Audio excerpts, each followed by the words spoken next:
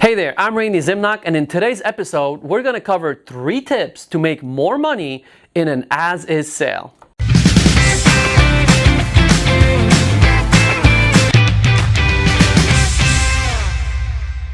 I'm actually going to start with a story about one of my investment clients who actually just recently bought a property here in San Diego. It is a great opportunity. It's 3 structures on 1 lot, right? But the challenge is that this property needs somewhere between $200,000 to $250,000 in work. Well, as you might imagine, this will require permits because everything has to be redone.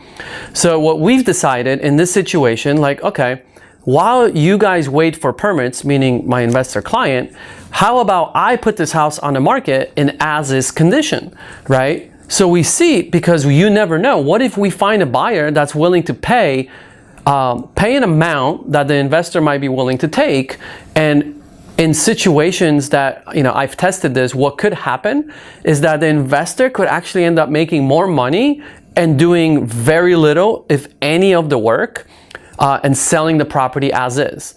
So that's what we tried here.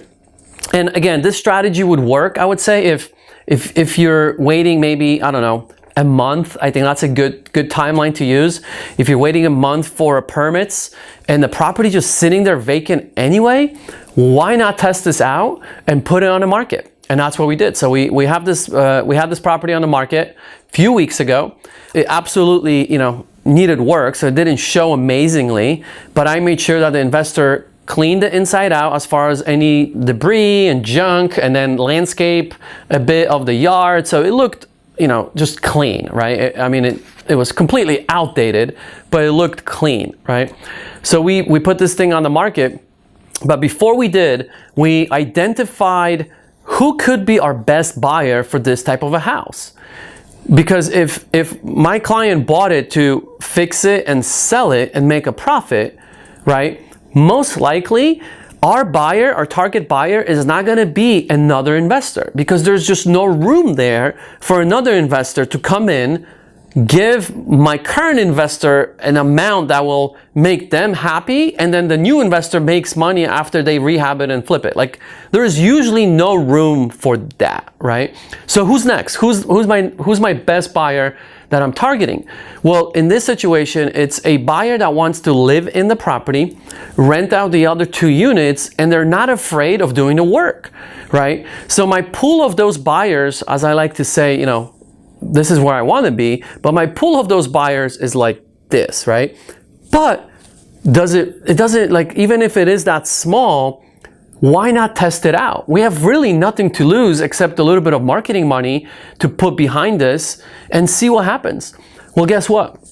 So we knew our buyer, so we identify our best buyer, but then we knew that we have to prep ourselves to handle any objections that this buyer might have, okay?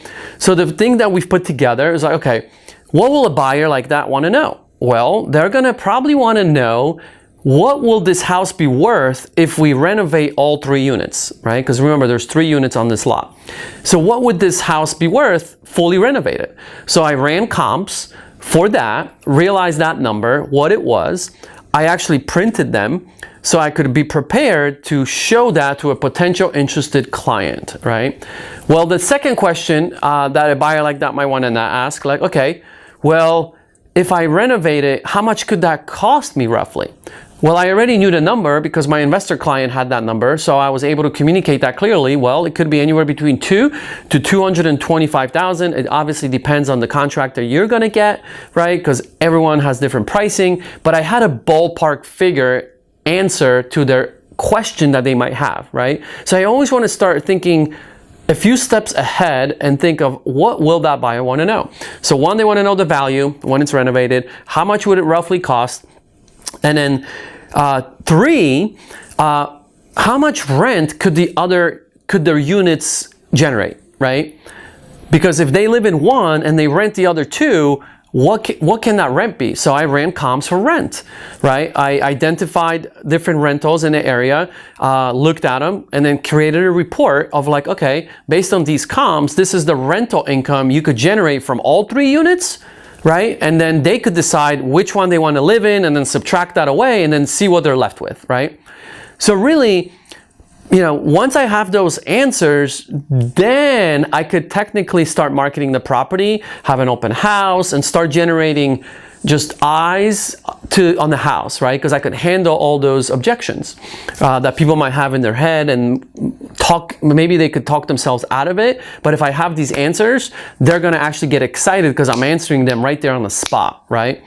Well, that's exactly what happened, interestingly enough. The plan worked like to perfection, right? We actually ended up getting multiple offers. And one of the buyers we're actually in escrow on right now. Guess who that is? It is a buyer that wants to live in the front unit and then renovate the back units, right? And they are fully aware of the condition, right? Because it's not, we're not hiding anything. They know the rental income because we've provided that. They know a rough amount of the work.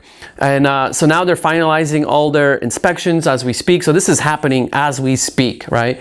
We got an amazing offer that works for this client mainly because they're gonna buy it, put maybe $200 into it, and live in it. And guess what?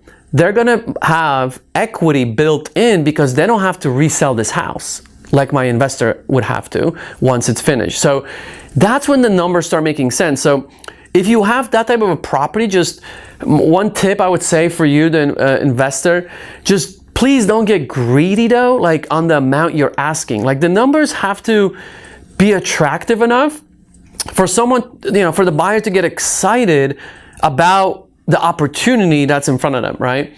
And in this situation, we did it in a way where we had enough room where the buyer, if they do it the way we would envision it and put about $200,000 into it, they actually will have probably about 100 to 150 of potential equity after they're done renovating it.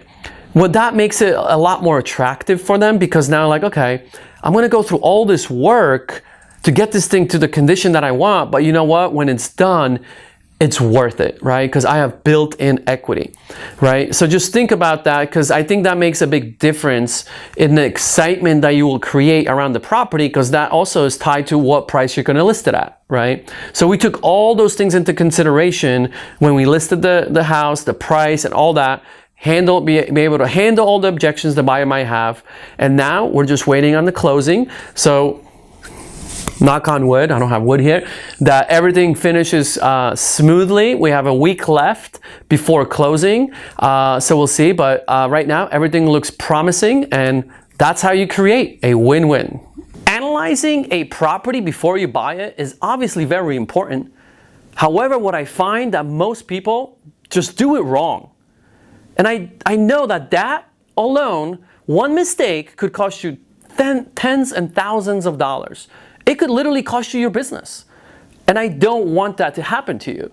So I created a step-by-step property analysis guide sheet to walk you through exactly what to look for to make sure your deal that you're looking at is worth buying.